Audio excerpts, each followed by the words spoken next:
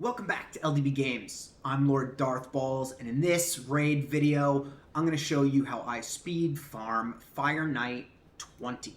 We've had a ×2 for Savage gear, and so I've just been dumping my energy into the Fire Knight to try to build up some more really good Savage gear, right? So you can see the team that I have here. It's not crazy OP. Obviously, if you were around for the Nut Fusion, you should have him. And then outside of that, I think Seer is probably the more difficult champion to find. She took me a long time to get on my account. Now, when it comes to taking down the Fire Knight, you obviously need to get through the waves first, and then you need a lot of multi-hits to take the shield down, turn meter control to prevent him from getting another turn, and damage. Right, so first I'm going to show you the run, then I'll walk through the team composition and the gear. Right, so when it comes to the waves, that's why Seer is in there. She's one of my favorite champions because she can just, she got an extra turn. She can just melt the waves. That was really good RNG there. And then when we get to the boss, right, we got to get this shield down as fast as possible, so that we can start doing damage. And once the shield's down, which it is now, we can start playing with his turn meter, because I don't want that shield to go back up, right? Well, hopefully it won't. Maybe it will go back up for this one, because I don't know if I'm going to get my cold heart. There it is! Nice. Turn meter down. I didn't have the decreased defense up, but that's okay, because this should be a wash, right? See, Renegade just got the decreased speed out, which is going to make it easier for me to keep the turn meter down. And now it's just a matter of time. There's the reset. So Seer even did some serious damage there, and Nut comes in with the final blow. So a little longer than I usually have, despite the good RNG in the second wave. I think that good RNG actually messed up the timing for Lydia's A2. She didn't get decreased defense up right away on the boss, which is what you want, right? But let's take a look at the champions, and then maybe I'll run it again and see if I can get one of my normal speed runs out of it. So Lydia comes in. She comes in primarily for her decreased defense and weaken, along with the increased speed on your own team, and her A3 has a double hitter. That's one of the ways that we bring in multi-hits into this team. Got Brimstone on her, if it procs, what it is, right? She's running 257 speed. Obviously, I have plenty of accuracy on her. For this dungeon, you really only need like 250, 280. But I build her for other things. And she's got some really nice sustain. Nut comes in as one of the primary damage dealers. He has his enemy max HP hit on his A3. It is a triple hitter, but we don't want to use this on the shield because it's a waste of this incredible skill. His A1, however, is a triple hitter, and it has a chance of decreasing turn meter. It's 100% when booked. So if you don't have some crazy damage and the run goes on for a while, his A1 can come in handy with keeping the turn meter of the boss down. We don't use his A2 because it's only a single hit and doesn't do any effects other than the debuffs, which Weaken will already have. For his stats, he's defense-based, so high defense. He's running 193 speed. He's not crazy fast. I've got 250 crit damage on him and enough accuracy to do the turn meter if I end up needing it. Which for this fight, not that big a deal. He's got accuracy for Fire Knight Hard, which I'm still working on getting through. When I get through that, there will be a guide on that. Renegade comes in for primarily her reset to get through the waves and help Seer get her A3 back. She also comes in with a triple hitter on her A2, which is really nice for bringing the shield down on the boss at the end, and a decreased speed to help keep that turn meter down as that boss fight goes on. She's running 273, nice and fast. She's got enough accuracy to do her, to land the decreased speed, which is not a huge deal when you have enough damage, but other than that, it's just sustain. I gotta put my Master Vault on here, right? So then we've got our Seer. Seer is the damage killer for the waves. I don't really have all perception here. I don't really have set. I went stats over sets. With Seer, I got her in Savage Gear, right? Because this Karma Burn is the pinnacle of her kit.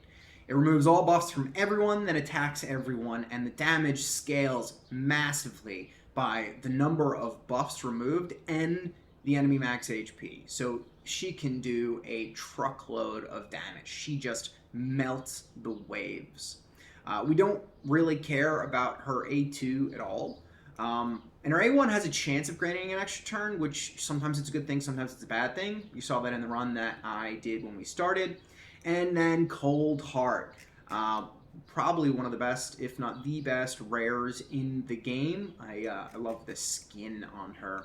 I think it's the Fire Knight skin, right? Oh, yeah. Yeah, let's take a look at it. Pyroclast, they call it. Yeah. Oh, whoops. Love that skin on her. Let's go back. Okay, cool. So for her, she's got a lot in her kit that comes in handy here.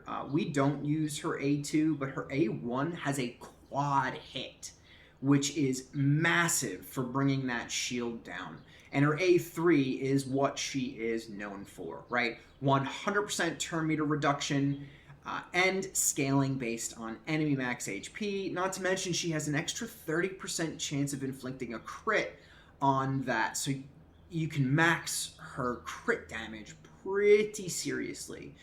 Phantom Touch on her for just the extra damage, right?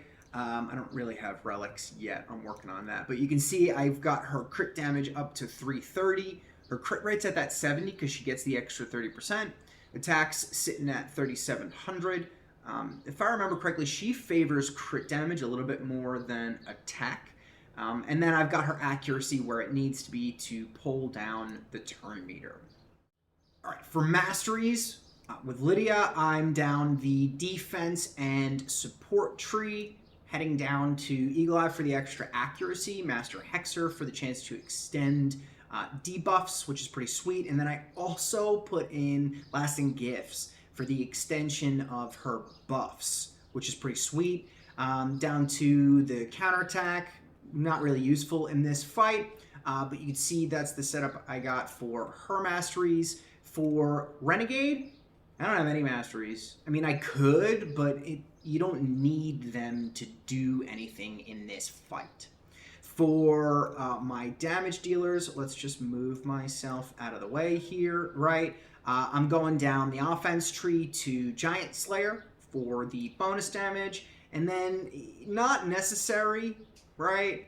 I did this. Why did I do this? Probably for his A2 in a different fight.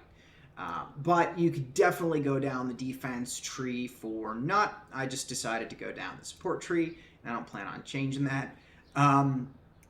For Seer, right? Almost the same thing, right? Down the support tree, little difference here. Master Hexer, not necessary. It's really for her A2 in different content. But for her offense, you can see where I go here. I really want to max that damage out. And I went for the extra crit damage, right? Flawless Execution. Cold Heart, very similar as well. Slight difference in the damage here, right? Down to Flawless Execution. I love that extra crit damage. Master Hexer doesn't really come into play in this fight. It's for the heal reduction that she throws out, which can be useful. And that's it for the Masteries.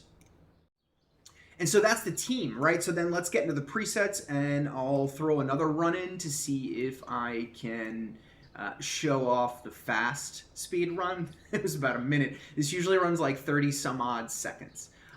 So in this preset that we have here, right, Nut, I have him as the aura guy. It can help you min-max builds with accuracy, but there's really not much here in terms of auras to really get a lot out of this. But for him, I don't want him using anything but his A1 on rounds 2 and 3 because I want his A3 ready to go for the boss.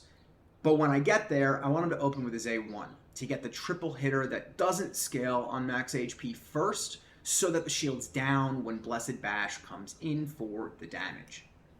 Seer is the wave melter, right? So I want her to open with Karma Burn in the first round, and then I want her to use Karma Burn as soon as possible in the second round. In the third round, you can see I don't want her using her A2 ever, because it doesn't bring value to this fight. For Lydia, she's the one that helps do damage for Seer, right? She has the decreased defense and weaken, as well as 2 buffs for each of your champions that Seer can rip off. And so I want her using her A2 right away and not using it again just in case RNG is not in my favor. Same thing for wave 2, and then round 3, I want her to open with her A3 for that double hitter to help bring that shield down. Cold Heart, I don't want her doing anything but her A1 in the first 2 rounds. And then in round 3, after she uses her A1, which I want her to open with, right, that's that quad hit, I want her to use Heartseeker whenever she can, right? I don't want that A2. It's a single hit, doesn't do crazy damage, and doesn't bring any value into this fight. And then Renegade's the reset champ. So first wave, I don't want her doing anything. She brings nothing to the first wave. Second wave, I want her to reset everybody's cooldowns, right? If I had a Chimer, that would obviously be better, but I don't, so I've got Renegade.